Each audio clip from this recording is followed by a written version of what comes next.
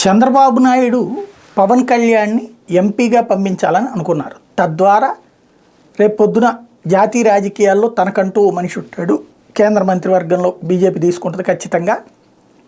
ఆ విధంగా ప్లస్ తన పార్టీకి ఇక్కడ ఒక నాయకత్వం అడ్డం దొరుకుతుంది. తను అధికారంలోకి వచ్చినప్పుడు అడ్డం ఉండదు, ఒకవేళ తను ఓడినా పవన్ కళ్యాణ్ పైనుండి తనని కాపాడుకొస్తారన్నటువంటి ఉద్దేశం. ఎందుకంటే గతంలోకి మళ్ళీ భారతీయ జనతా పార్టీ ఈయన చెప్పినట్టు చక్రాలు తిప్పే పరిస్థితులు లేదు. రేపు గెలిస్తే కూడా పూర్తి డామినేషన్ పొజిషన్ ఏమి ఇచ్చే పరిస్థితుల్లో లేదు.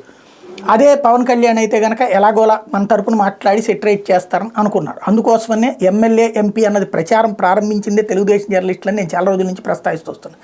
ఇప్పుడు పవన్ కళ్యాణ్ తాజాగా పిఠాపురం నుంచి పోటీ చేస్తున్నాను ప్రకటిస్తూ పెద్దలతో సంప్రదిస్తున్నాను ఎంపీ వద్దని చెప్పి అంటున్నారు. అంటే అర్థం ఏంటి? చంద్రబాబు నాయుడు ప్రెషర్ చేస్తున్నా తనకిష్టం లేదు అన్నటువంటి, తద్వారా బహిరంగంగా ఈ ప్రకటన చేయడం ద్వారా నన్ను ఒత్తిడి చేయొద్దు అని చంద్రబాబుకు పరోక్షంగా చెప్పినట్టయింది.